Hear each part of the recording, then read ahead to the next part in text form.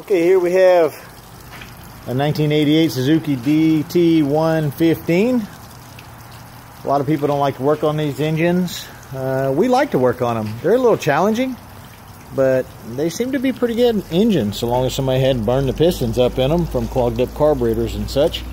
This one just got the carburetors rebuilt. 4 carburetors rebuilt. The kit's a set of spark plugs, a fuel pump diaphragm kit, which is right here.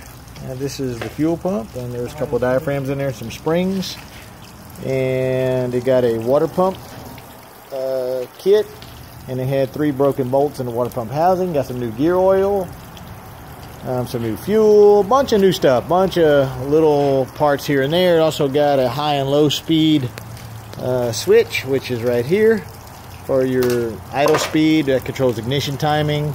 And we've been battling a few minor electrical issues and the oil pump shaft and synchronizing the carburetors. We've started it up and got it idling just a few minutes ago, but we haven't run it, what do y'all think, a minute?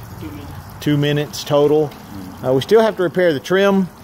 Here's the trim pieces that we're going to put in. These were special order Suzuki parts.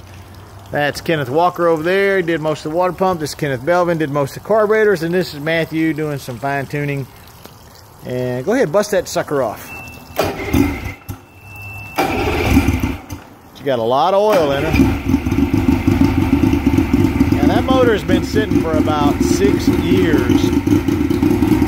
So we're not expecting any miracles. Actually, we are expecting miracles. But it seems like sometimes that's what mechanics do, is create miracles. They're seeing if it's going to pump water.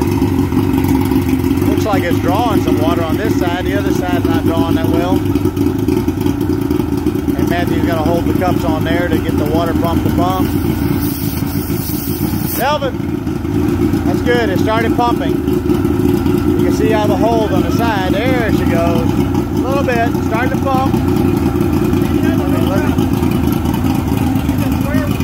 You need the square cups. So the round cup. Go ahead and let go, Matthew. Let's see if it'll maintain it. Anyway, you can see the water pump's pumping. We're going to check the temperature up here. Hey guys, where you get the laser too? It's right here. We've got a lot of oil in this motor right now because it has been sitting so long. The cylinders were kind of dry, and we wanted to really get a bunch of lubrication on the bearings and the cylinder walls. That's about 5 gallons of gas, and it's double oiling. We're using the auto mix oil pump, which works perfectly fine. Do not delete it. And we also have oil in the gas. I'm sure we'll have to make a couple minor adjustments to the carburetors. Occasionally, on something that's been sitting that long with old gas in it, we might even end up removing the carburetors again, open them up and just do a kind of a little final cleaning. We try to purge all the fuel lines or replace most of it so we don't have any problems. But why did we turn it off? Oh, we're changing the cups. Okay. Change the cups. It was pumping okay, Matthew. Somebody's got the laser. Kenneth Belvin over there has the laser in his hand. He's going to be monitoring the temperatures. Kenneth Walker is scratching his head.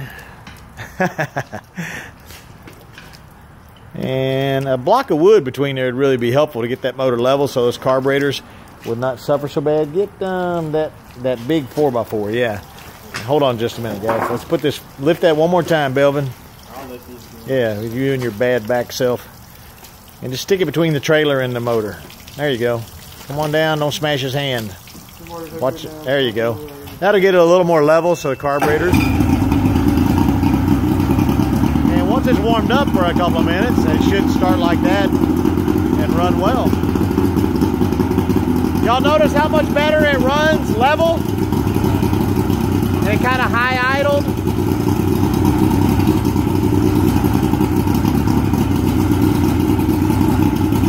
Verifying the cups are on there. It's going to take a little bit for that water pump to come up. I'm going to give it a little gas, see if we can get that.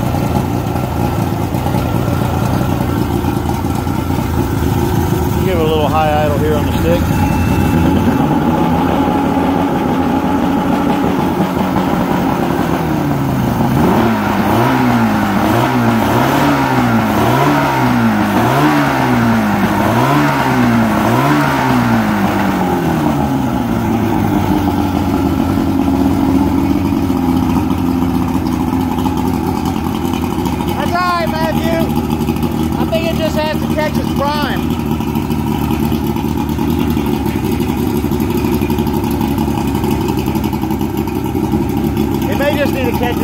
real good. It's been sitting a long time. Could have some dirt in the cooling system. Could have, I mean, yesterday we had a clamshell in a Johnson in the thermostat housing. So that's reverse. He had it in forward a while ago. Go to neutral. There's neutral. Forward. Give a little gas.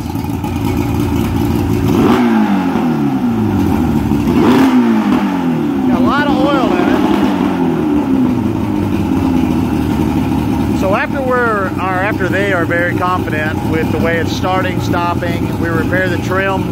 It'll go right into that big giant run tank that's 10 foot deep, and it'll get load tested. And so will every other boat that gets repaired that's here. And that's just some of them.